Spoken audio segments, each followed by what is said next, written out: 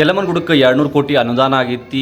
ಇಡೀ ರಾಜ್ಯವೇ ಖುಷಿ ಪಡುವಂಥ ಸುದ್ದಿ ಅಂತ ಇದೇ ಹೋದ 2025 ಏಪ್ರಿಲ್ನಾಗ ನಾನು ಖುದ್ದು ವಿಡಿಯೋ ಮಾಡೀನಿ. ಎಲ್ಲೋ ಒಂದು ಕಡೆ ಒಂದು ವರ್ಷ ಆದರೂ ಇನ್ನೂ ಮಟ್ಟ ಯಾವುದೇ ಡೆವಲಪ್ಮೆಂಟ್ ಇಲ್ಲ, ಯಾವುದೇ ಕನ್ಸ್ಟ್ರಕ್ಷನ್ ವರ್ಕ್ ಇಲ್ಲ.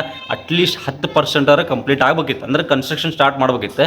ಸೊ ಎಲ್ಲೋ ಒಂದು ಕಡೆ ಒಂದು ವರ್ಷ ಆದರೂ ಇನ್ನೂ ಮಟನೂ ಆ ಅನುದಾನ ಬಿಡುಗಡೆ ಆಗಿಲ್ವೋ ಅಥವಾ ಅದನ್ನು ತಿನ್ನಕ್ಕೆ ಕುಂತಿರೋ ಅದು ಒಂದು ಗೊತ್ತಾಗತ್ತಿಲ್ಲ.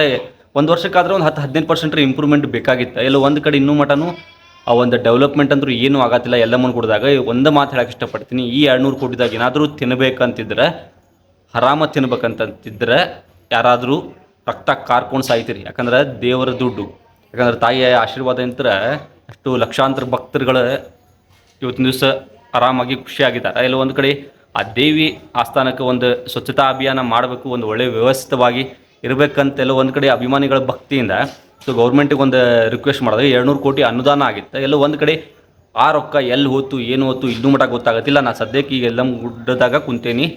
ಹಿಂಗೆ ಆದರೆ ಒಪ್ಪಂದು ಹೇಳ್ತೀನಿ, ಈ ಥರ ಆದರೆ ನಾವು ಉಗ್ರ ಹೋರಾಟ ಮಾಡಬೇಕಾಗ್ತೈತೆ. 200 ಕೋಟಿ, ಯಾಕಂದರೆ 200 ಕೋಟಿ ಆಗಿ ಒಂದು ವರ್ಷ ಆದರೂ ಬಿಡುಗಡೆ ಆಗಿಲ್ಲ ಅಂದರೆ ನಿಮ್ಮನ್ನು ಏನು ಕೇಳ್ಬೇಕಂತ ನಾನು ಒಪ್ಪಂದ್ಲಿ ಕೇಳತ್ತೀನಿ. ಸೊ ಒಂದು ರಿಕ್ವೆಸ್ಟ್ ಏನಂದರೆ, ಇದ್ರಾಗ ಏನಂದ್ರೆ 200 ಕೋಟಿದಾಗ ಏನಾದರೂ ಕೆಲವು ಮಂದಿ ತಿನ್ಬೇಕಂತ ಆಸೆ ಇದ್ದರೆ ರಕ್ತ ಕಾರ್ಕೊಂಡು ಸಾಯ್ತೀರಿ.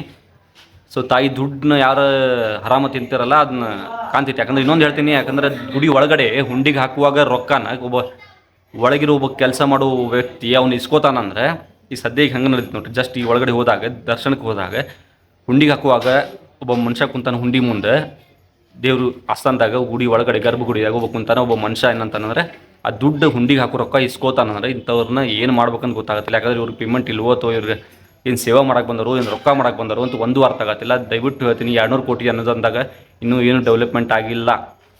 ಸೊ ಇದು ಹಿಂಗೆ ಹಾಕ್ಕೊಂತ ಹೋದ್ರೆ, ಯಾಕಂದ್ರೆ ಒಂದು ವರ್ಷ ಆತು ರೀ, ಕೂಲಿ ಬಿಡಕ್ಕೆ ಒಂದು 2 ತಿಂಗಳು 6 ತಿಂಗಳು ಆತಂದ್ರೆ 1 ವರ್ಷ ಆತು, ಇನ್ನೊಂದು 1% ಕೆಲಸನೂ ನಡೆಯಾಕತ್ತಿಲ್ಲ.